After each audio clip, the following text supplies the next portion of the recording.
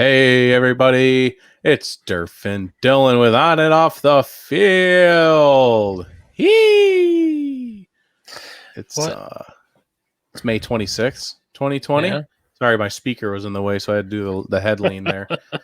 It's the day after Memorial Day. So we still, since we didn't have our an episode yesterday, still want to make sure we get our shout out for Memorial Day, and I hope everyone, enjoyed their weekend, but really spent it the way it's meant to be spent, remembering those who fought and died for our country and all the wars, keeping our freedom preserved. That's what it is all about, and it's really a great holiday. I guess we call it a holiday, but really is just a great day. And Memorial Day should be every day. It should be those are people that should be thanked every day of your life. Should be always remembered. So here we are one day after. I am sunburnt to all living hell. I have blisters.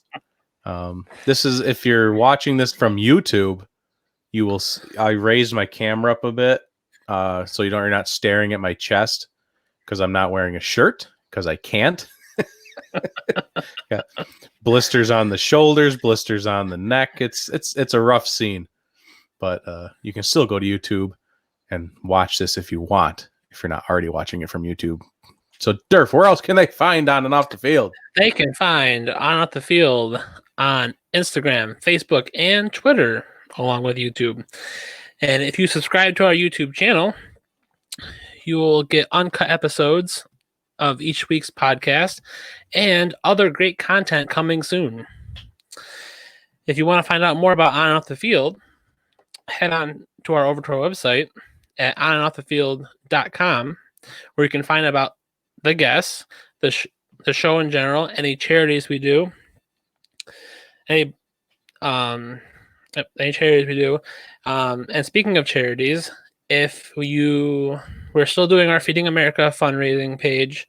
I don't think we've had any movement in the last week or so, but we're still trying to get to our goal.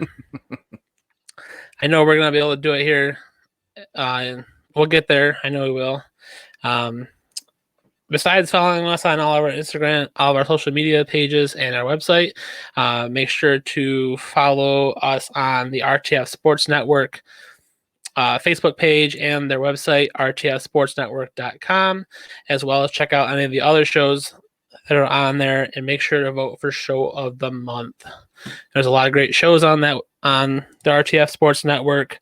You can check out On and Off the Field on Thursdays from 3 to 4, and then again Thursday night from 7:30 to 8:30 live on Facebook. That's the one you don't want to miss. No, don't want to miss that one. Live show. Live show is always a good time. We always have fun. Love interacting with people during the show. It's a lot of fun. But that's everything. It's our usual spiel.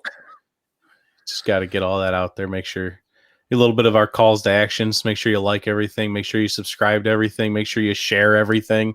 Yep. We need you. Yeah. Isn't that the old slogan there for the Army or something? Oh, Uncle Sam. Yeah, the old Uncle Sam poster. We should do that. Should make our own poster that says, "We need you to share our content." That's what we need. There you go. And put our faces on it. All right, let's get the show started here. We're actually starting sooner than normal, so it's unlike us. Wow, we're really moving along already. But this is kind of a new segment we have going here. This segment is going to be called Moran Talks About Morons. At least this is the segment name right now. It's subject to change, but that's what we came up with on the spot. It really got me thinking after last week, after I got to rip apart Chris Sims for a little while. This is basically now just me ripping apart more people. So we came up with a segment name for it. Moran Talks About Morons. And boy, oh boy, do we have a lot of morons this week. So I at first I was just going to talk about one specific topic, but then something else came out today that infuriated me once again. So I threw it all under one umbrella, and I'm calling it just the idiots in sports media, or the morons in the national sports media. Here's the problem. The one that came out today was Devontae Freeman responded to the people that said he was going to retire. The initial report came from Ian Rappaport. I think if I said his name correctly. Yep. Famous guy. What does he do? NBC or something? NFL Network? NFL Network. Famous guy. And he's normally pretty on top of his stuff. He came out and said, if Devontae Freeman doesn't get a contract this season, doesn't start the season with a contract, he's going to retire. Not like take the season off. No, he said retire. His words, it was a report, not a rumor, a report that he was going to retire. That's a bold statement. And then Freeman comes out today and says, you're full of shit. And he says, he was mad. He came out with a tweet. He deleted it, but it was still a thing that happened. He said, the media's full of S, saying he said, go F yourself. And he was heated. He says he's got 10 more years in his legs. So where does this report come? It's just another false report that had no meat to it, that a player came out and said that's trash. All right. Number 2, all this LeBron stuff has to stop. This has to stop. I am done. So I have 3 examples, and 3 sort of like 2.5 names. The first one that really came out was an unnamed NFL scout said LeBron would have been a top 10 all-time player. All-time player. Not like all-time tight end, not even that. All-time player in the league, LeBron James. Because this all came about because LeBron said during the NBA strike he was trained to be an NFL player and blah, blah, blah. He has like this high school tape that looks impressive because he was massive and everyone else was like these skinny white kids. And he was a 6'5" black guy. Like, obviously he's going to dominate in his high school tape. That's not relevant. But yes, unnamed NFL scout, top 10 player of all time. Next on the list, Bucky Brooks from the NFL Network says LeBron would have been the best tight end ever in the league. And he goes on to explain how he has the same measurables as people like Tony Gonzalez and Jimmy Graham and all the very top tight ends that we've seen in this league forever. I can't name all of them that he said, but those were like 2 top ones. Just because you're the same size does not mean anything. I can go to 7th round tight ends that don't make teams that have the same measurables as Tony Gonzalez, but guess what? They can't catch, they can't block, and they can't run routes. Their size does not matter. Number 3, Doc Rivers, head coach in the NBA, I believe. I'm pretty sure. Doc Rivers, just straight up. I don't know if he was drunk. I don't know if someone just got this when he was at the bar. I don't know when he said this. He said he would have been the best of all time. Just straight up. Yeah, he would have been the best NFL player of all time if he played in the football league. You don't say that. You don't. That's not a thing that should come out of your mouth. A guy who's never taken a snap in the NFL. Oh, he didn't even play in college. You cannot say he would have been the best of all time with absolutely 0 tape except him beating 5 foot at best 10 white guys in high school. Just stop. I'm done with it.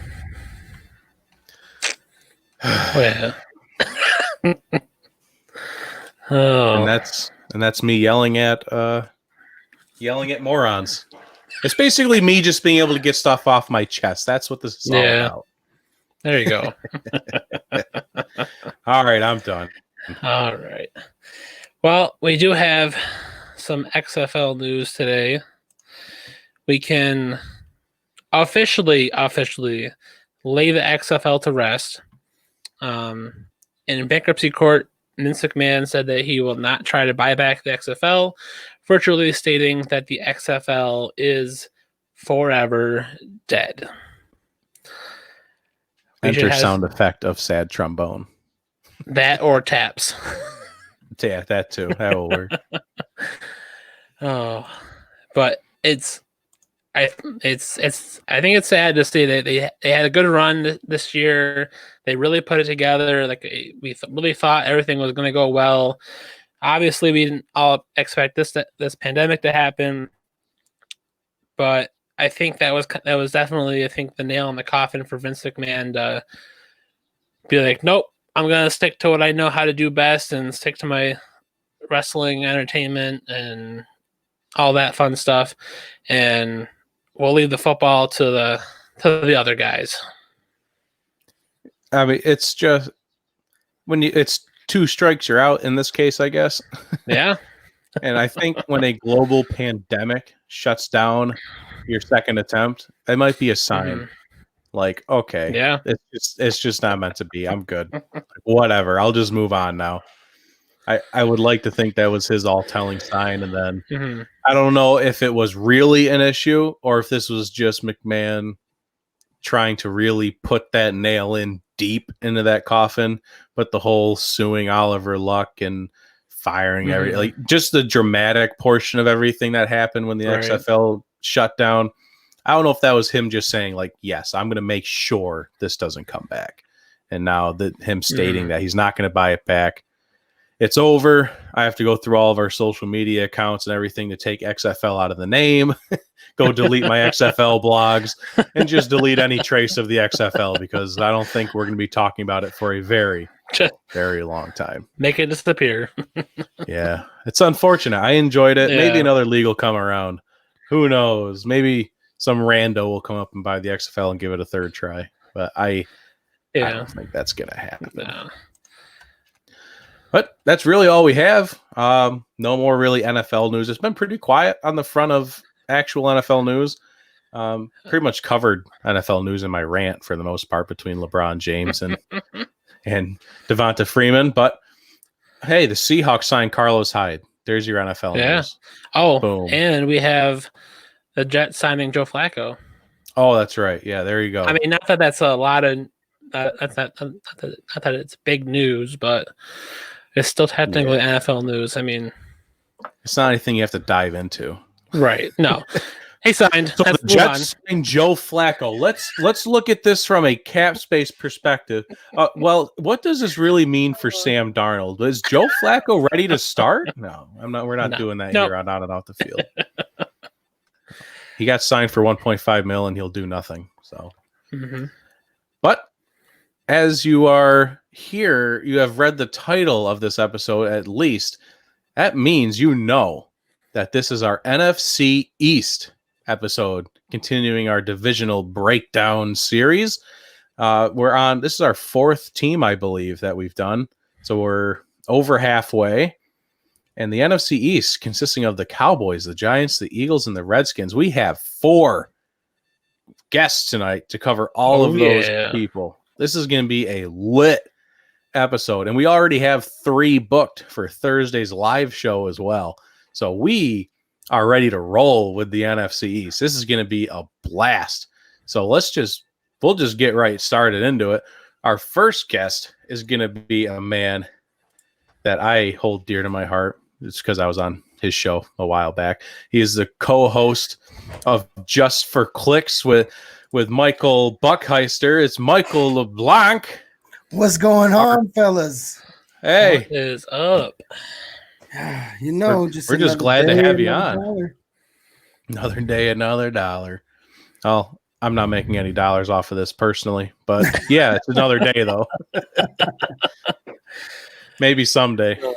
Yeah, just like Dylan said, I'm the co-host for Just for Clicks podcast. You can catch our show Sunday through Thursday, 9:30 Eastern Standard Time, 8:30 Central Standard Time, and 6:30 if you're living on the West Coast. Thanks for having me, guys. Got murder hornets over there. Yeah, we're there in the pre-show. I think he left though. Oh, that's good. Oh, did he? All right, that's good. So at least he's not going to sting me and give me the coronavirus. So we're all good. There we go. We're glad you're here and you weren't eaten by a murder hornet. So we're going to be talking Cowboys with you. This is going to be great because I think we're all on the same page with the Cowboys. Yeah, I think so. As long as they've got Dak Prescott at the helm, they're wasting a lot of young men's talents. Careers. Leave definitely. It to good old Jerry Jones to do that, though, right? Yeah, definitely. I mean, I feel like it's if you were to look back at last year, it definitely seems like the Cowboys had something going. They had the talent there. You've seen the games that they were winning, but obviously they couldn't beat. It seemed like they couldn't beat a team over 500. Nope. So I would say it seemed like they did not meet expectations for last season. Did they do as well as you expected, or was it kind of the same thing as like a lot of the people thought, and they did worse? No, I mean, I thought so. This year, I think the Cowboys are going to go 8-8, 7-9 again. Last year, I didn't expect anything great from them. Now, I do expect our defense to be a lot better this season. Aldon Smith, he hasn't played football in quite a while, so he's pretty fresh. If he can come out and be the player that he was in San Francisco, then I think he's going to be a monster. Randy Gregory, he's proven every time he gets reinstated into the league that he is a force to be reckoned with. So he's been reinstated.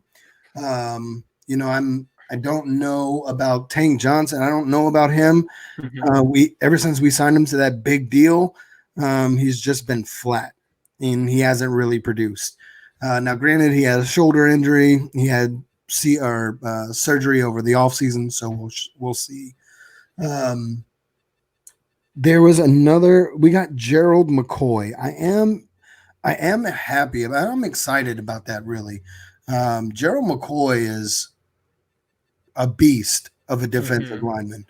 So I'm curious to see if lined up opposite of Tank Johnson, if he's going to be able, if that's going to free up Johnson too. You know what I mean? So we'll see. But it really doesn't matter because on the offensive side of the ball, like you had said, we couldn't beat teams that were over 500 last season. Dak is 0-8. He was 0-8 last season against playoff teams. Yeah. So, with that being said, I don't see, especially now that we're not going to have an off season, right? We're not going to have the normal off season and the mini camps and the OTAs. We're not going to have all that for Dak Prescott to really grasp Mike McCarthy's system. And we all know Mike McCarthy is not – his system is not a scrambling, running around quarterback. His is a drop back, sit in the pocket, and throw the ball. That's Mike McCarthy's system. That's what he did with Brett Favre. That's what he did with Aaron Rodgers also. So, if you want my honest opinion, come week 3, week 4, if Dak Prescott doesn't sign a long-term deal and he signs a franchise tag, Andy Dalton will be starting week 3 or week 4. Yeah. I've heard that opinion from your show a couple times. I know that's with your other the other Michael on the show. I know that's a pretty thing you both are agreeing on, is Andy Dalton will at least play at some point this season. Even if it's not week 3, week 4, he will definitely probably be in there. Yeah, for sure. Based off what I heard.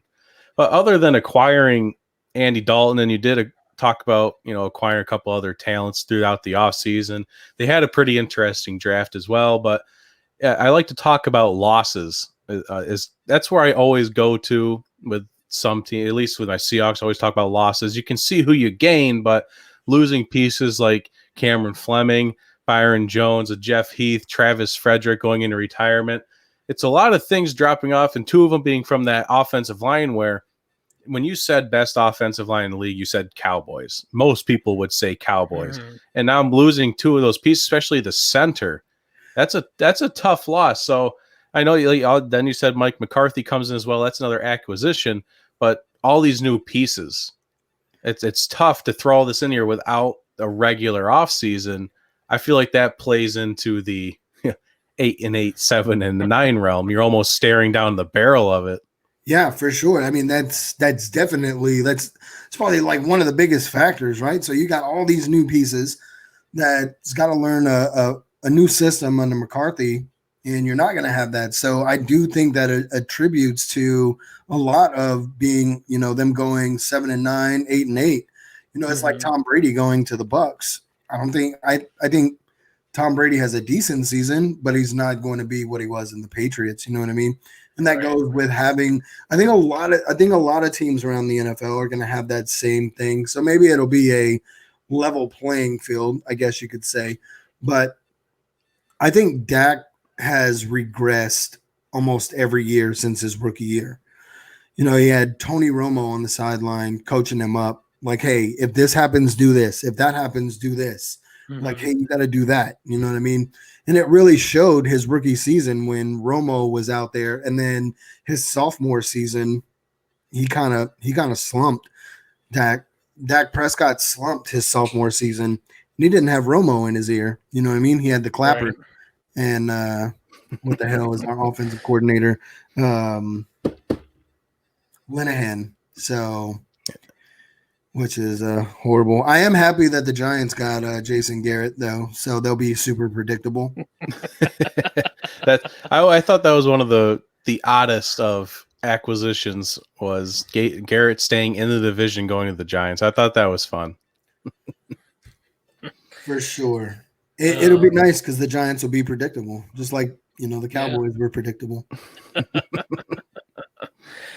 And I think looking at the offseason too, and kind of in addition to what Dylan was talking about with losses, and what we've kind of talked about, it's already through this conversation so far, and it seems like everyone's put Dak on the front on the headlines there. He's been the leader in the offseason talk. I kind of feel like I know what your answer is gonna be. But do you want him to lead the team, or do you think that they're going to get a long-term deal done by July 15th? I do. I do think they get a long-term deal done, and it'll be a disappointment to, probably about 45-50% of Cowboys fans that don't support Dak Prescott. I mean, everybody wants to say, oh, well, look at the stats. He's just as good as Tom Brady. He's just as good as Aaron Rodgers. Well, stats aren't everything. Let's look at the eye test. You know what I mean? Let's talk about how he couldn't beat a playoff team last year. So if we make it to the playoffs, how the hell do we expect to beat a playoff team in the playoffs? The guy can't push the ball downfield. There's so many games last season where he overthrew Michael Gallup and Amari Cooper going down the sideline. That left points on the table last season. No, and those were games that were decided by a touchdown or a field goal. If he makes those plays, who knows? Are the Cowboys 12-4, 13-3 last season? We don't know. But the point is Dak can't make those plays. He's shown that his rookie season, he's shown it his sophomore, and he showed it last season. So what makes me think that he's going to be able to do it this season? What magic or miracle is going to happen during the offseason that you're all of a sudden going to be able to drop a dime, 20, 30, 40 yards down the field? And everybody, their stats are skewed, right? Right. A lot of Dak Prescott's yards are from Zeke's yard after catch, Amari Cooper's yard after catch, and Michael Gallup's yard after catch, right? Because Dak Prescott is a dink and dunk quarterback. He's a game manager. He's a bus driver. Cowboys need more than a bus driver to win the Super Bowl. We have all the pieces in place, and especially drafting CeeDee Lamb. The dude is going to be amazing. Yeah. You got Cooper. And I think Gallup is I think Gallup's an underrated receiver. I think a lot of people overlook him. He's definitely a deep threat. We saw it all season last year, him getting wide open, going, running that fly route. And now you have CeeDee Lamb. I think you put Amari Cooper and Gallup on the outside, and you put CeeDee Lamb as a slot receiver, and holy shit. Oh, man. Yeah, and that's why some of the people that love the Cowboys and refuse to quit on them are giving them a record of like 13-3, 12-4, because they see the potential. But like we keep saying, Dak is obviously the issue. And you brought up him overthrowing receivers all the time. The game I always go back to, because it was the end of their season, was when they played the Eagles. Yeah. Week 16 or 17, whatever it was. And there was multiple plays where he overthrew wide receivers that beat Eagles defenders by 5 yards, and the ball just was too far. And I go back to that because some of those plays are engraved in my memory because my parents are Eagles fans, so I normally root for them. I kind of watch their games, and I have some of those plays where just if he puts that ball in his arms, the game's over and the Cowboys win. But yeah, those are the situations that Dak put the Cowboys in that he couldn't get them out of, and they take a lot of L's for it. There's a reason why he fell all the way down to the 4th round. There's a reason for that. You know what I mean? You get lucky every once in a while to get a quarterback that's drafted in the 4th, 5th, or undrafted. That is maybe in a 3rd round, like Russell Wilson. Yeah, or 3rd round, like Russell Wilson. You know what I mean? We did a top 10 on top 10 quarterbacks last night on the show. I saw that. I have Russell Wilson as top quarterback in the league. Let's go. I don't know if I agree with that. I think Patty's better, but still, yeah. Well, when I was looking at it, I looked at the body of work. You know what I mean? Right. Yeah. Patty Mahomes has people around him that can actually, he's got Tyreek Hill. Don't get me wrong. I'm not taking anything away from Tyler Lockett, but I do think Tyreek Hill is a better route runner, and he's a hell of a lot faster than Lockett. But with Russell Wilson, he's that quarterback that'll grind it out. And if you need him to go win the game, Russell Wilson will go win the game. Patty Mahomes, I still think he's still young and he still needs help to win games. We saw that in the Super Bowls. Defense needed help him.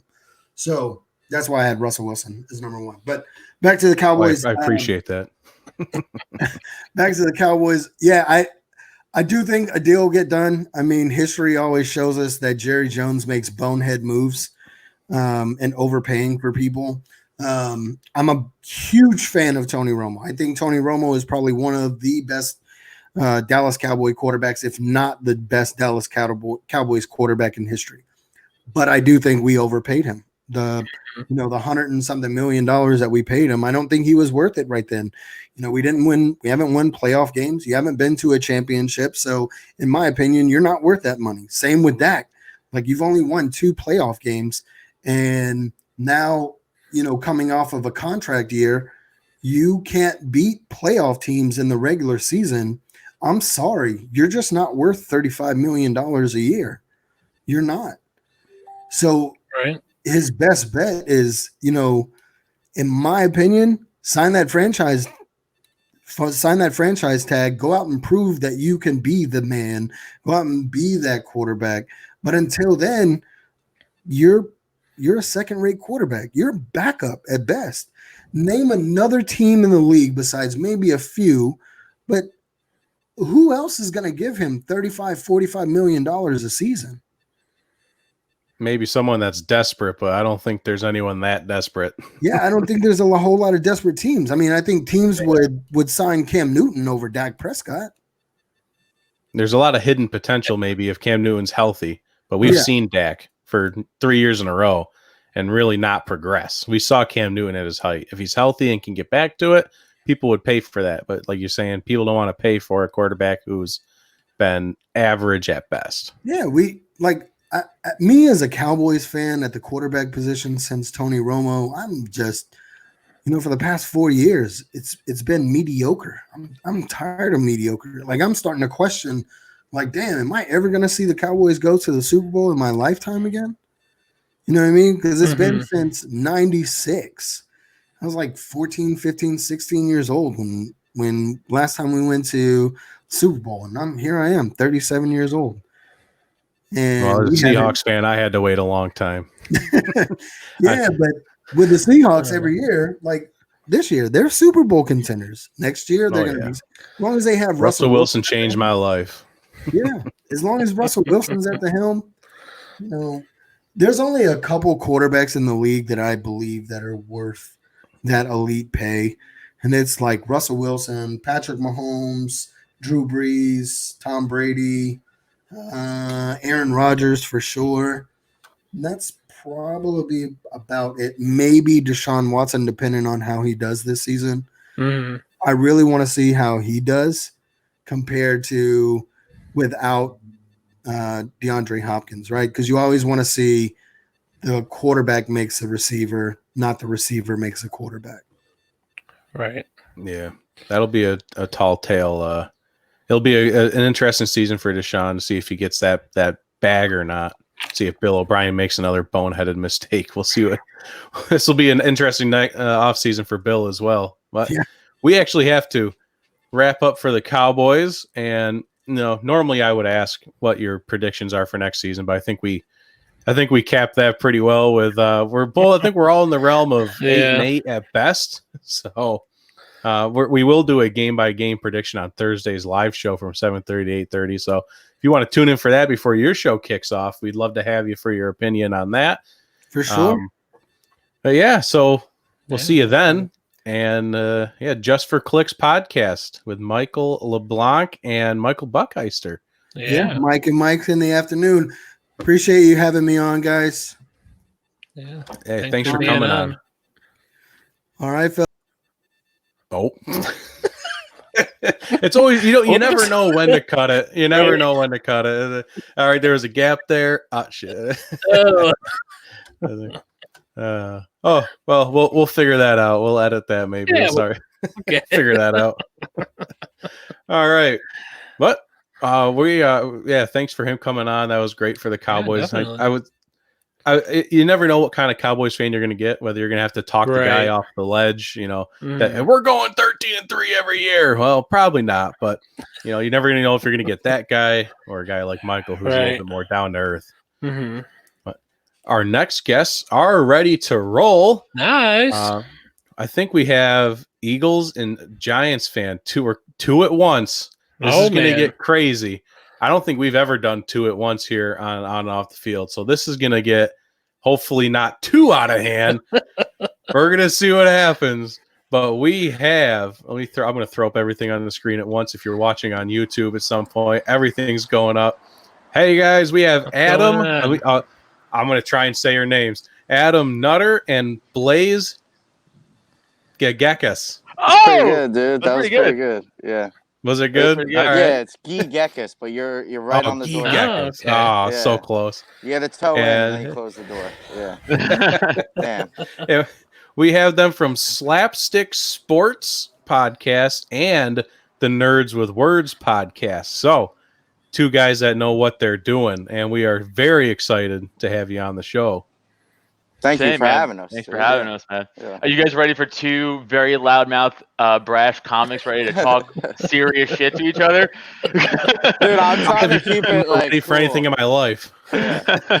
Well, here's the problem: is like we're really good friends in real life. We see each other again. Usually, when quarantine isn't ruining life, we see each other like almost every day doing stand up together or podcasts together.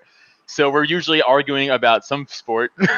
Yeah. But, me being from New York originally and him being from right outside of Philly, his whole life, we got that constant NFC East clash going on. That's always been the NFC East thing. Yeah, my least favorite team in the division is the Giants. That's not true. We said the Cowboys. I just say that to cool you off. I hate the Giants. That's not true. Proximity, dude. We hate the Cowboys more. We all agree. And then I hate the Eagles. Like the Redskins don't really matter to me. Yeah, they're doing their own thing. Yeah. So just to clear it up for people not on YouTube, Adam is our Giants fan and Blaze is our resident Philadelphia Eagles fan. And we have so many questions here. We're going to just kind of start out with the Giants real quick. We're going to cover both previous seasons for both teams here, but for the Giants, I don't know what expectations were. I mean, it was Danny Dimes comes in. Yeah. Who's this kid? What happened? Saquon's still a beast. The team's a little bit in shambles. I mean, did they meet expectations? Was it worse than you expected? How did that kind of go? Wow. I hate Gettleman so much. I was like, why couldn't Cancer win? One time. I really was hoping for anybody else to do that job. But no, he fires everybody, and then he's ever like, maybe I'm the problem. It's like he's the worst. He's the worst GM. But aside from him being the worst GM, listen, Eli had to go. I like how Jones comes in. I mean, Blaze and I talked about it before. He's looking good. He's a good young kid. He can play. He could play. Yeah. He could move. He's agile. Like, let's be honest. We had 15 years of a fucking pillar of salt statue playing quarterback for the Giants, you know, Yeah. and now you got this kid who's Nice like change of running. pace. Yeah, he's like running downfield, making like on the throw runs. I'm like, what the fuck? It's like what's going on? So This isn't the Giants. yeah, and then Saquon, one of the best running backs in the NFL. The best. Oh, I know, yeah. but Yeah. if I say that, you guys would be like, you're biased. So I have to say He's one of the the best best overall running back. I agree. He's the best overall running back in the NFL. And then like you look at our receivers, Evan Engram, who's essentially more of a slot receiver than a tight end. You know, he's solid though. He stays healthy. He's good. You know, I have hope. The thing we need to work on our O line, which they kind of did in the draft a little bit, and the linebackers are garbage. So you know, those are two big things that need to build up. But it comes down to like new coach, new OC. I don't know, man. I mean, last year I would say I was a little disappointed. I think because there were more injuries than we anticipated. Like Saquon got hurt, Engram got hurt, and Jones had no blocking, and then no one to throw the ball to. Because then also Shepard got hurt too. Like everyone was hurt. So it wasn't really fair to be like, well, the Giants. It's like, yeah, they suck, but like, I think they have a shot of going 8-8 this year, 9-7, maybe. I agree. If they stay healthy, if Saquon goes down, fucking 4-60, whatever, 4 But like, yeah, it'll be rough. But they need everyone to be healthy. I would say like 9-7, 8-8's fair. Yeah, I would agree. And I think that the weird thing with the Giants, from the Eagles' perspective, I guess, is that I felt like they were like one or two players away from actually competing, and then they just sold the farm, which didn't make sense to me. You know, they like letting Landon Collins go. I don't understand how you could do that. You let one of the best safeties in the NFL go. You let Beckham go, which what the fuck? Yeah. And then you're already being a bad team, and then you cut Janoris Jenkins, a very good cornerback. But it's not like cornerbacks are easy to come by in the NFL. He's one of the best. Yeah, he's one of the best defensive coverage cornerbacks in the NFL. And then he called someone retarded on Twitter, which fine, okay, but maybe don't cut him. Maybe fine him a bunch, or like reprimand him, make him do public something. Yeah, but go to classes. Cut the guy. You're not positioned to cut the guy. Like, what they should have just put him in special ed classes. Yeah, been like, see, they're like us, but they're nice guys. There's no need for that. Yeah, exactly. So yeah, that's Gettleman, like bad GM making bad moves, saving face before anything else. But yeah, it's kind of the same realm of the question for the Eagles then. It always seems like expectations might be high for that team since they just recently won a Super Bowl. Carson Wentz seems to be this really nice athletic kid who can throw a ball, but injury prone. But I guess Adam kind of also hit it with the Giants. Same thing with the Eagles. Name of the game is injuries, obviously. Just decimated constantly. So last season, actually, at the beginning of that season, I don't think I've ever experienced expectations higher than the beginning of last season. We're like, 15-1 Super Bowl. Here we come. And I think that we had a strong case because we had the most complete team in the NFC, I would say. Not the best, but the most complete. There's better defenses, there's better offenses, but we have really good of both worlds. Like, I know you're a Seahawks fan. Russell Wilson's got to run for his life. Carson Wentz didn't really have to do that. He has one of the best offensive lines if they're healthy, and then people just started dropping. We started pulling people out of the stands. Who's this guy? Then I see him in. I've never seen anything like it with that team, man. The startup league, and they still, they're right on the doorstep. So in Philly this season, the expectations have come down a little bit, but anything else besides a playoff appearance is a complete waste of a season. 0-16, I expect nothing more. That's what I say. Well, I mean, they made a big. Yeah, you guys did. Okay, one thing that I find concerning is that they let Malcolm Jenkins walk. And Philly, with the whole Brian Dawkins, debacle, and then we had Sean Considine and Quentin McKell and all these bums. And it took us forever to finally get a good leading safety who could play the position well. And Malcolm Jenkins is one of the most versatile players on defense in the NFL. He's like Charles Woodson, or he's like one of those guys. Play across, and they just let him walk. And then they decided to put Jalen Mills, who's our best, I guess, red zone corner. He's the most physical. at the safety position, it's concerning that to me is a hole at this point where there wasn't one before, you know. Also receivers, you know. Yeah, but we actually feel pretty good about the receivers at this point. I mean, obviously, everyone's pissed that they picked Jalen Reagor. I don't know why, because speed is what we need. You know, we need a. Well, there was this better. I mean, better. I guess by the numbers options out there on the board, like Jefferson, right, from LSU. Like he was out, and he was the pick before. He should have been. He would, but he's more of like an Alshon Jeffrey type. He's physical. What we need is speed. They just basically they got Deshaun Jackson coming back. They picked up Goodwin. They just try to get a bunch of speed because that's our problem is stretching the field, and it makes Carson Wentz's job impossible. And then everyone gets pissed at him that he throws to Ertz every play, but Ertz catches every ball. So, you know, Philly fans, they're dumb, dude. They don't know. Well, yeah, no, you guys are pieces of shit. We all know that. But the thing with Ertz is like he catches the ball and just goes down. There's no after the ball movement with him. That's true, but he is guaranteed to catch the ball. Even if it's for 2 yards, he's coming down with it. Oh, definitely. And I think you mentioned here about speed for the Eagles, too. It's like this offseason, they really did, like you mentioned, they're going a lot about speed, trading for Goodwin. You had Deshaun Jackson coming back. They go and get Jalen Reagor for speed. And it seems like the Eagles are trying to do the track team style that the Chiefs are, that they're kind of like the route the Chiefs are going right now. The NFL is always going to be a copycat league. Once someone does it, everyone else is going to try and do it again. Do you see the Eagles kind of going that same route, trying to use that speed as their advantage with Carson Wentz? And I would say that Andy Reid copied his team from the Eagles. Because we had Deshaun Jackson, Jeremy Maclin, LaShawn McCoy, all those dudes were fast. You know, so I really think that he was probably the one who invented it. So it only makes sense. Well, not invented it, but, you know, he revolutionized it in this era. But it would only make sense that he would do it in Kansas City. So, I think that that's the best way to win probably now. It's a passing league. You need those safeties to drop back, you know. And if they come in, you hit them over the top, that pulls them back, then you can run the ball. Speed is always something that can set up everything if you have fast receivers. Right. They don't even need to catch the ball. They just need to be able to fly. Be a threat. That's why having Beckham was so great, because it's like no matter what, they're doubling him. Yeah. And then that opens up the field for everybody else. And then eventually they're going to stop doubling him, and then he's going to break one open. Now we don't have that. The Giants don't have anybody like that. Right. I mean, Eagles don't either. I mean, very few teams do. But, I mean, look at the Browns. You think the Browns would have been fucking way better. Yeah, true.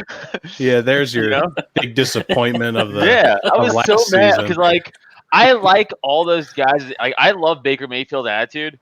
So do I. Like, I love that, like, fuck you attitude from a quarterback. Yeah, I like that he's not a robot. He's listen, like, that's what, like, any product from the Giants is like that very, like, almost like that old school, like 1920s, like good boy quarterback, and I hate it. Like Daniel Jones is like Eli Manning, like that. They're very much like boring. Like they're Carson Wentz is like that too. Yeah, like, yo, you going to get drunk? He's like, I'm hunting. It's like you're get drunk, dude. What are you doing? Yeah, Eli just got a Twitter. He's talking about fucking Frank's hot sauce. Like, you know, it's like, of course, like. So I'm like, Mayfield's like, I don't care about you. You know, he's like, I don't care. He's like, you're not in the locker room. Fight me. I'm like, yes, that's what I wanted. I don't even care if you're losing. Like, I just like that attitude. Battle for that. Yeah, guy. exactly. Yeah. Like that's what I like. And I went. By the way, I was a long time NFL football player myself. Like I played until I was like 25, 24 years old, like full pads, full contact. I was a safety. I played like a fucking asshole. Like I played like every fucking. I talked mad shit. I fucking hit I was very aggressive because that's the point. Football's a violent game, and if you're not going to play it violently, then I don't know what you're doing in there. Like I'm a fan of that sort of play style, but I am a true believer in leave it on the field. Oh yeah, sure. It was all about parking lot stuff. None of that. It was all about on the field competition. I didn't give a shit. So, like I played with some of my best friends on the field on opposing teams, and before the game, like I'm gonna make your life hell for an hour. Yeah. Yeah. Sorry. And they're going to try to do the same to you. Yeah. And there you go. Because especially when I was playing like semi-pro in Jersey for a little bit. And All right, yeah, I moving was playing with a lot of guys who we had guys in our team who got cut from like NFL teams. I'm like, why are you here? Like, you're too good for this. Yeah. But they those- gotta go play football somewhere. But those Yeah. guys, like, mentality of those guys was like next level. Yeah, of Like their course. competition was like fucking Yeah. nuts. You I was wake like, up and do like 1,000 Yeah. push-ups, and you're like, I was dude, like, oh, I couldn't do Yeah. this. Yeah, I'm we've hungover, talked dude. about I'm that not doing before with sports these days, and especially with the Michael Jordan documentary that Oh, I came out. loved it. We talked a lot about how just the mentality back then was different. Like, especially without social media, you can say things to anyone. They held grudges. They showed it on the court. Everyone's a little bit I think buddy today. That's free kind of what you see. free Ruined. agency is what did that. That also, Yeah. like, Yeah. a lot of the CBAs, the collective bargaining agreements, ruined Yeah. stuff. But, And everyone's got the same agent. Shit. Right. It's like they all know each other. well, Yeah. Blaze, we literally talked about this in the last episode of Slapstick Sports about how like LeBron ruined like that like when all The those dream guys team. in the NBA Yeah. were Yeah. like, we want to go win a ring together, and they're calling each other. I'm like, that's kind of fucking lame, right? Yeah, but I would want to Like, what are we doing? by myself if that's what it Yeah. if that's what it was, then that's what it is, dude. I would not. LeBron leaving Cleveland tainted his legacy, but we're here to talk football. Yeah. My bad. So we're Hey, comics I who like the ramble. little- Sorry. Yeah, like a little tangent runoffs there. I'm fine with that. But Yeah. as That's we why we gotta wrap write up our the thoughts Eagles, down. Yeah. as we wrap up Eagles and Giants, I know we hit it a little bit, but I guess just we'll wrap it up with next season predictions. I mean, where do you kind of stand in your? I don't know, the Giants. I don't know if you're going to keep expectations low. I know there's still some pieces missing. The Eagles, you said that you're lowering them a little bit. They kind did of a get middle of the Darius road Slay, schedule. which is a huge. Yeah, that's a big acquisition. That was good addition. for them. That's a bummer for us. Yeah. Yeah. I think the Giants, like I said, 9, 7, 8, and 8 is fair. I think they honestly lose to the Eagles twice this year. I think they split probably. I think they split Dallas and they split Washington, and they lose to the Eagles twice. Okay. Because the Giants will always do that. They'll always lose to a division team twice to never Mhm. help their cause. Because the Giants never want to make it easy. So they're like, no, we're going to make it hard as possible for us. There was like 5 straight years where we swept the Giants in like the early 2000s. No, I remember. I was there for all of Yeah, it. bro. I was there. But for the Eagles, I would say. Oh, real quick, though. Uh, You know what we did get, though? Rings. Go on, though. You know. All right, you can make him leave now.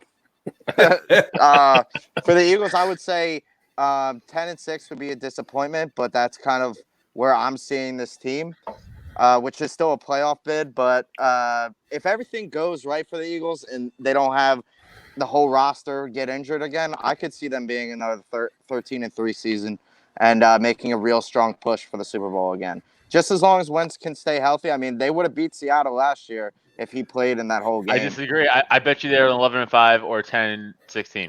Okay. There's no way they're a 13-3 team, even without injuries. I think that they are. With losing Jenkins and stuff, I don't know. Yeah, I mean Jenkins is a big hole, but I mean they did get Darius Slay, which is Right, huge. they got another kept corner. Ryan McLeod. They kept, Yeah, they they got players, dude. And Avonte Maddox is a rising bud that's gonna turn into a rose, dude. I'm well, telling you, our that dude players is are out good. there shooting people. What are your players doing? Nothing. we're out there clapping. That's how you get What are you rings, doing? gunpoint, dog. Yeah. You're stealing We're other making- people's rings. We're You stole making 2 people rings scared. from Tom Brady. Now you're taking people's rings from their own houses. That's right. We That's the Philly appreciate way. you guys coming on. This was a blast. Yeah. Thanks for having us. Thanks man. for having us. Yeah, we got you guys up on the wall for repeats, and I'm sure we'll be working together in the future. Oh, I for sure, guarantee man. it. So, We'll get you guys on Slapstick soon. Yeah, hell yeah. Oh, Yeah. Yeah, we'll do. so a if little, everyone we'll do a listening, little make sure you go find Slapstick Sports with Adam Nutter and Blaze. I already Dude, forgot. you it. had it so close the first time, but you It's almost had a different stroke. now. Are you okay? Jagekis. Is it Jagekis? Gekis. Yeah. Jagekis. Yeah. Oh gosh, I'm gonna do one of those things where you write the name down and like break Wait, it you into don't know pieces. who I am? I'm leaving. Don't worry, I'll do it for you. Thanks for joining, guys. Hell yeah, man. Thanks, Thank you. boys. Yep. It's always interesting when you bring on 2 guys at once. That was a blast. Yeah, it was a blast. Yeah. We're going to jump straight into the Redskins next. We got, let's hit the two buttons here at once. Yeah. Chris Powell from the Couch Coach podcast. What's going on, man? I love the hair. Yeah. Uh-oh. Oh, man. I don't have any audio from your side, Chris. Oh, you can't hear me. Uh-oh. You can hear me now? Yeah. There we Perfect. go. Turn the on button on. That's how it goes. Yeah, man. How's everything Easy going? solution, at least. Oh, hey, we're great. We're Yeah. great. Tuesdays are always a good day for us. Get to talk some football and talk with some people. It's always a good day. Absolutely. Glad to be here. Well, we're glad you are here. So, we talked a little bit through Facebook. It's the Redskins. Yes. We all know who the Redskins are. They had one highlight last year from my side. Dwayne Haskins winning his first NFL game, and he misses the final snap because he's taking a selfie with a fan. Best moment of the year, from my opinion. I loved it. Yeah. From a fan's perspective, did you at least see what you wanted to see last year? Where I don't think expectations were met, but did you see anything that gave you hope for the future? I do see Dwayne is going to be okay. I seen that stretch in December where he was going against Green Bay. He did a pretty good job in the Green Bay game and then followed back up against Philly. I think he had a fairly decent game, and they had a shot to win that game as well. And then even in the game he got hurt against the Giants in Week 16, you seen that, okay, he can put it together. Everything was against all odds. I mean, first of all, no one in that coaching staff really wanted him there. I mean, that's obvious. Mm-hmm. So, to me, he was playing with a blank canvas, and I think he did fairly well. And of course, the other bright spots, you see Terry McLaurin. He was came out of nowhere, and it was weird because I was like, well, I always thought like Paris Campbell was like one of their best receivers out of Ohio State, who plays for the Colts. I'm like, man, we should have got Paris Campbell. I'm like, why did we get, why did we get Terry? But he did very well. The wide receivers, they were surprisingly, I mean, they did what they were supposed to do in essence, where we didn't have, of course, we didn't have a 1,000-yard receiver, but we had some decent guys, like a guy like Kelvin Harmon. I think he was, he showed some flashes, especially towards the end. I mean, the team, even at 3-13, which I would have never thought in a million years the team was going to be 3-13. To be honest with you, even as just even throwing out the bias, I didn't think this team was going to be that bad. I knew they were going to struggle offensively, but I really didn't. I was really shocked, like how bad, like how they really struggled early on the offense. Yeah, and I feel like, kind of going back to what you said about last season, I feel like you're kind of getting that turnover a little bit with the Redskins. They're kind of getting that young talent coming in. They're building something new here. They kind of cleaned the house a little bit, whereas coaching staff wise, they bring in Riverboat Ron, and I think that's a great move for him to come to Washington. I think he had a lot of success in Carolina, and he's coming to the Redskins to change the game for them. Do you think that he can really change this team around? I think so. I think for some odd reason, I just think that he has what it takes. He's not like even in the previous regime with Jay Gruden, which he was pretty much just glorified offensive coordinator. He turned Andy Dalton into this prolific Pro Bowl quarterback, and you're thinking, okay, well, that's really his calling card. Jay was okay, and even I look at Joe Gibbs, even dated back to Mike Shanahan, where they had some sort of success. It wasn't as the success that you would have thought, like multiple years of being successful. I really do think that Ron Rivera has what it takes. I think he brings that toughness that we haven't had since Shanahan. And you look at that standpoint where Jay Gruden, they loved Jay Gruden, but Jay Gruden was like a player's coach, and he was more so he really didn't show a lot of emotion.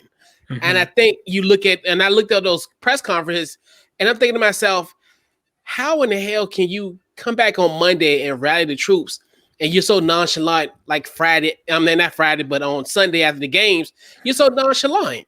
Mm-hmm. And I'm just like, there's no fire, there's no nothing. What are these guys coming to on Monday, or if they're off on Monday, then when they come back on Wednesday, Mm-hmm. what do they really get out of that? Do they just take on the the leadership of Gruden and just just go around just moseying around? Versus Ron Rivera, he's not gonna play that at all.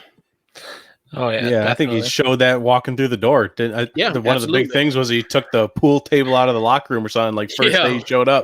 That's the kind of mentality he has, and I love that in a coach personally. Yeah. You have to have that leadership factor, and I think Ron has it. He took a team to the Super Bowl. That's all you need to know. So he definitely has the potential. And we talked about the Eagles kind of copying the Chiefs a little bit in the last segment. And I kind of compare the Redskins maybe heading towards a 49ers direction. They take Chase Young with their the second overall pick to build on an already very powerful pass rush. And the defense, I don't think, is really that much of an issue. You might have a couple holes in the secondary, but the Redskins have a great front seven. And then you take, Antonio Gibson in the third round, build into that running back field. Run first, strong defense. Is that kind of what you're seeing them try to build there? Yeah, and I think that's what you really have to do, and that's why. And it's funny because I always said we were San Francisco Junior with 49ers, where we in this, and I'm glad you brought that point because now you're seeing that brick by brick type of how you're supposed to build a team. And San Francisco is a poster child how you're supposed to build a team. Like you said, you build up your infrastructure, you build your lines, your offensive, defensive lines. You run the ball. You get a quarterback that doesn't make mistakes, or is a perfect game manager. And I do see that's where you. And I think I'm hoping that we're in that trajectory because I think that's the only way for you to build a football team. To be honest, and like everybody else wants to reinvent the wheel and do all that stuff, but we know at the end of the day, the teams who do those brick by brick fundamental things, they're successful. Not saying that they can always win Super Bowls, but they're successful. Like I can see San Francisco winning double-digit wins for the next, I would say about next 3 to 5 years, just on the strength of that. So, kind of leading to that, kind of seeing that future outlook there. I mean, how do you, after going 3-13 last year, and the amount of things that the Redskins organization has done this year, how are you feeling for this upcoming season coming up, and like kind of what are your predictions for that season? I think with as a Skins fan, I think, and I can speak to most of them, I think we really, really have to be patient. We got to really think about the situation. We got to think about ourselves as the 2011 Carolina Panthers, who who came to points where they were rock bottom. They bought in Riverboat Run. And I don't even remember a scenario when Carolina lost to Buffalo by like a point. It's like in 2013. And I remember everybody was like, oh, you got to fire Ron Rivera. And then he turned it back around and they ended up winning that division that same year. And I'm telling you, I have a feeling that this could potentially happen in maybe year 1 or year 2, where guys is going to get to a point where not guys, more so the fans are going to get to a point where, oh, we just got to get rid of him. It's not a quick turnaround. I think we just have to be patient. Next year is going to be interesting.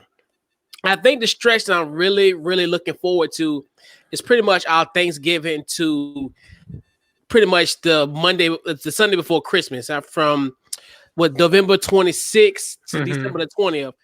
So we go to Dallas, of course, on Thanksgiving. Yeah. We go to Pittsburgh, then we go to Santa Clara, and then we come home and play Seattle.